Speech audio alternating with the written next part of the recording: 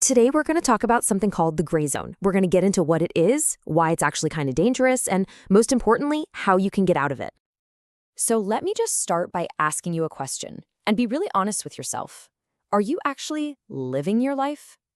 Feeling alive, full of purpose? Or are you just surviving? Just kind of getting through each day, each week? Well, that state of just getting by, that's what we're calling the gray zone. It's that feeling of being just okay, you know? It's not terrible, but it's not great either. It's this middle ground where there are no big highs, no big lows, and honestly, it's where a lot of us end up spending most of our time. And does any of this sound familiar? Oh, I'm too busy for that. I'm too tired. I'm too old. I just don't have the money.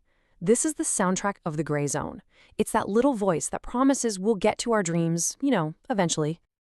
Think about it like this. Your life has these incredible high points, right? These peak moments. And of course, it has the really tough times, the lows. But if you look at the vast majority of your days, where are they spent? For most people, it's right here, in this comfortable, predictable, but ultimately pretty unfulfilling middle ground. And you can literally hear the gray zone when you talk to people. You ask someone how they're doing, and what do they say? Oh, surviving, or same old, same old. That is the official language of a life stuck on autopilot. But here's the thing. This okay place, it's not as safe as it feels. It's actually an illusion, and staying there costs way more than you think. Let's break down why it's so dangerous. Okay, picture this. You wake up, you're feeling great. You hop in the car and bam, no traffic. You pull up to work and the perfect parking spot is just sitting there waiting for you. Everything is just clicking. But then, what happens? That little thought creeps into your head. This is way too good to be true. It can't last. And just like that, you've slammed the brakes on your own joy. There's actually a name for this. The amazing researcher Brené Brown calls it foreboding joy. It's that feeling we all get when things are going well, but we're just waiting for the other shoe to drop. It's a defense mechanism, really. We try to protect ourselves from future pain by not letting ourselves feel too much happiness now. And this gets to the absolute core of why the gray zone is a trap. We think we can avoid the lows, just numb ourselves to the pain.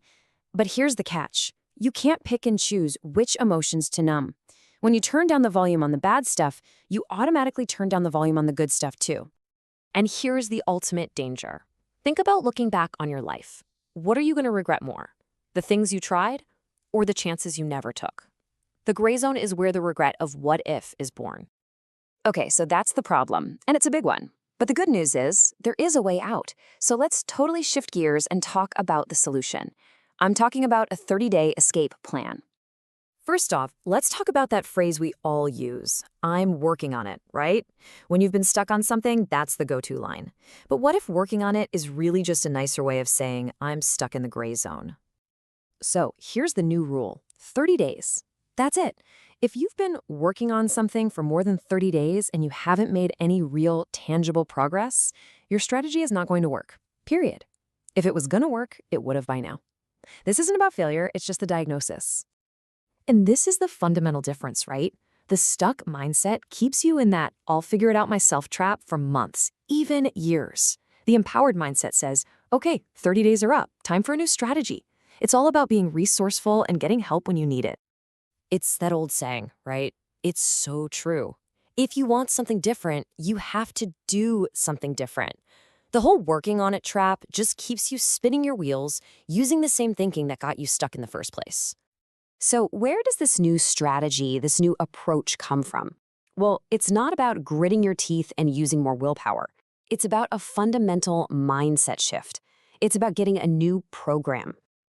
I want you to think of your brain like a computer. It can only run the software that's been installed on it. So if you're stuck, it's not because you're a failure, it's not a personal flaw, it probably just means you're missing the right program for that particular job. And the great news is, you can always install new software. Let's make this super practical. Think about money. Did you grow up in a house where someone sat you down and taught you, step by step, how to manage your finances and actually make money grow? For almost all of us, the answer is a big, fat no. So if nobody ever gave you that program, why on earth would you beat yourself up for not being a financial wizard right now? Just asking that simple question can take so much of the blame and drama out of the situation. And this is the whole point. Not knowing how to do something isn't a character flaw, it's just a missing piece of software.